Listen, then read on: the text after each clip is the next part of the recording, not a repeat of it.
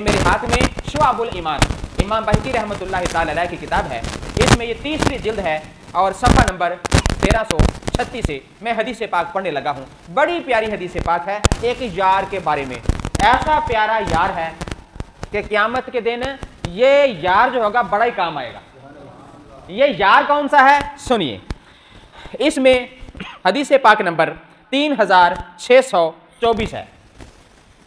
تو اس میں نبی پاک صلی اللہ تعالی وسلم نے فرمایا، حضرت انس راوی حدیث ہے، تو کہتے ہیں کہ نبی پاک علیہ السلام نے فرمایا، صحابہ کرام بیٹھے تھے تو سرکار نے اچانک فرمایا سبحان اللہ۔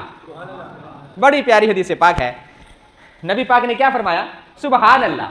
سارے صحابہ کرام دیکھنے لگے میرے مصطفیٰ کریم صلی اللہ تعالی علیہ وسلم اور فرمایا ماذا تستقبلون، اے صحابہ کرام تمہیں پتہ ہے کہ کس چیز کا سامنا ہونے والا ہے؟ کس کا سامنا ہونے والا ہے؟ وہ کون ہے، وہ کیا ہے کہ جس کا آمنا سامنا ہونے والا ہے؟ وَمَاذَا يَسْتَقْبِلُكُمْ، اور وہ تم سے ملنے والا ہے، تم اس سے ملنے لگے ہو اور وہ تجھ سے ملنے لگا ہے، آپس میں ایک دوسرے کا آمنا سامنا ہونے لگا ہے۔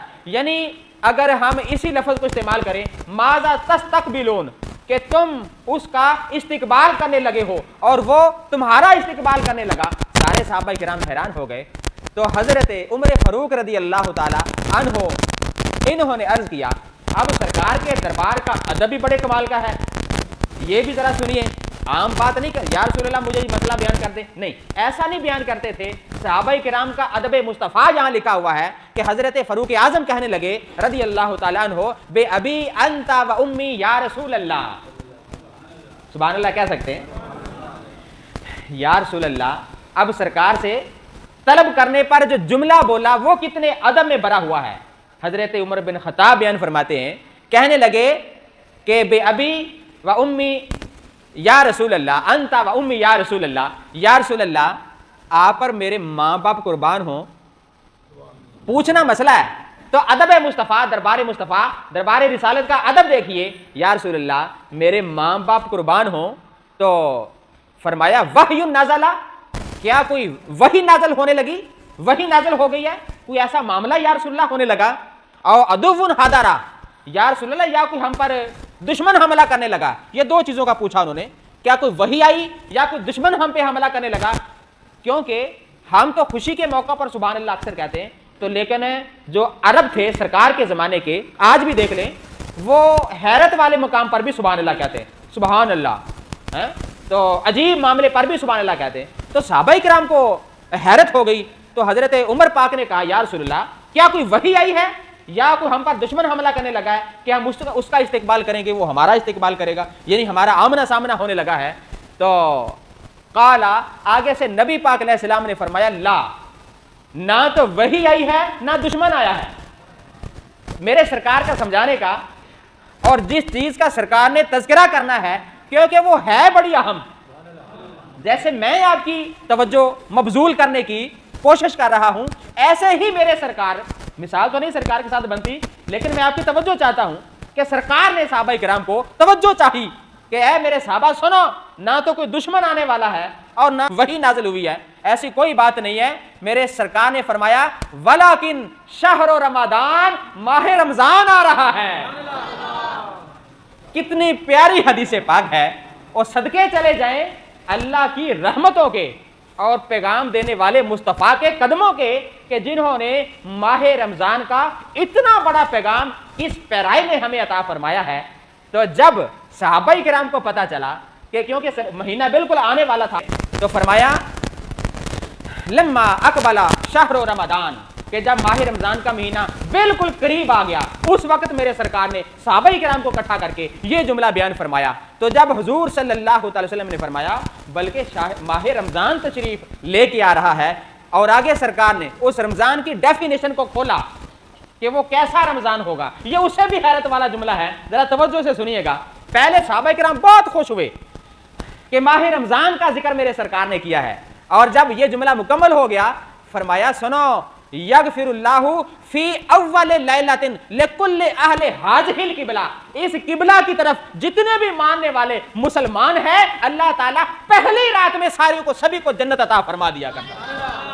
इतनी अजमत वाला ये महीना तशरीफ लेके आ रहा है। जितना भी किबला वाले हैं, यानी किबला शरीफ वाले जो अल्लाह को मानते हैं और अपने अपने नबियों को मानते रहे, और फिर अब आखिरी जो उम्मत है, सभी का सरकार ने किबला कहकर यह बयान कर दिया कि वो माह रमजान आने वाला है जिसकी पहली रात ही इतनी तगड़ी है, पहली रात इतनी कमाल वाली है कि सारे अहले किबला को अल्लाह ताला जन्नत का तोहफा अता फरमा दिया करता है।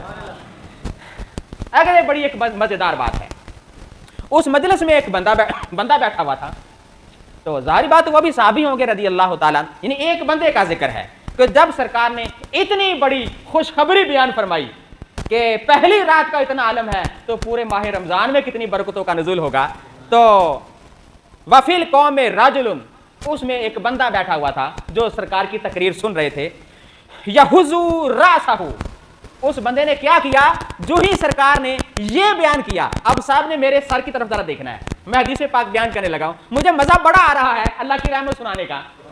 सहाबाए किराम ने हैरत वाले हो गए, एक बंदा बहुत ही हैरत में गुम हो गया। तो जब सरकार ने यह फजीलत बयान की कि पहली रात का ये फजीलत है कि अल्लाह ताला सारे मुसलमानों को बख्शिश अता फरमा देता है, हदीस पाक में है फिल कौम में राजुलन यहुज़्ज़ु रासहु, उसने अपने सर को हिलाना शुरू कर दिया और कहना शुरू कर दिया बख बख, यानी सरकार की तकरीर सुन के वो कहने लग गया सुभान अल्लाह सुभान अल्लाह सुभान अल्लाह। क्या बात है, क्या बात है, क्या बात है। ये वो सहाबी बयान कर रहे हैं कि उनके मुंह से भी सुभान अल्लाह जारी हो गया, बख बख, यानी क्या बात है।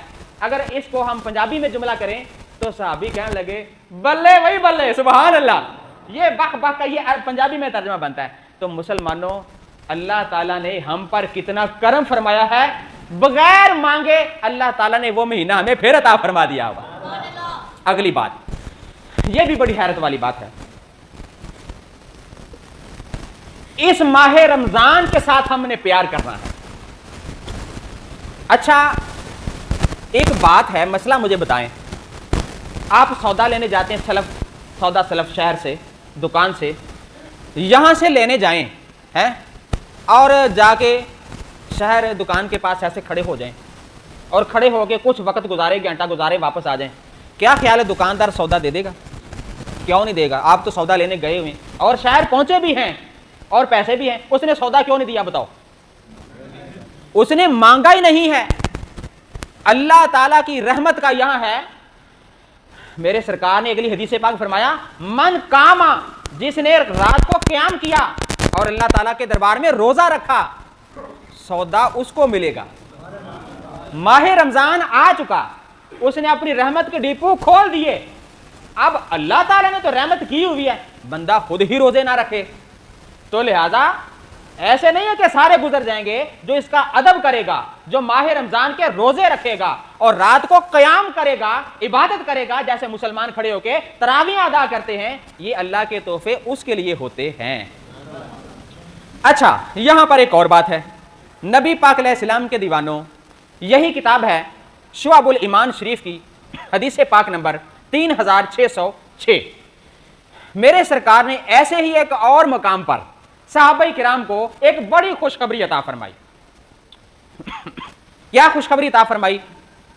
मेरे सरकार ने फरमाया ऊतियत उम्मती फी शहर रमदाना खमसन, अल्लाह ताला ने मेरी उम्मत को 5 चीजें अता फरमाई हुई। कितनी चीजें? 5 चीजें अता फरमाई हुई हैं। और कैसी अता फरमाई? फरमाया लम युताहुन्ना नबियुन कबली, ये 5 चीजें जो मेरी उम्मत को अल्लाह ने अता फरमाई हैं, पिछले किसी नबी को भी अल्लाह ने अता नहीं फरमाई। दर्जा देखें, उम्मत की शान देखें, ओए अल्लाह का शुक्र अदा किया करो।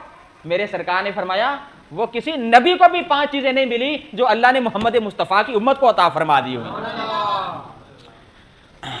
तो यहां पर फरमाया अब 5 चीजों में जब पहली चीज आप सुनोगे, आपका ईमान इतना तगड़ा हो जाएगा कि यार मुझे तो पता नहीं है कि अल्लाह ताला ने इस्लाम को कितना आला बना के हमें अता फरमाया हुआ है। फरमाया फ़इन्नहु इज़ा काना अव्वलु लैलतिन मिन शहर रमदान, कि जब रमजान शरीफ की पहली रात तशरीफ लेके आती है तो क्या होता है, नाज़रल्लाहु अज़्ज़ा व जल्ला इलैहिम, तो अल्लाह ताला खुद अपने बंदों को देखना शुरू फरमा देता है। अल्लाह अकबर, मैं सदके जावा उदियां सोनिया रहमतां तो اور جدوں اللہ نے نظر رحمت پا چھڈی اور میرے جائے چکڑ بھرے بھی انشاءاللہ لنگ جانے نے انشاءاللہ.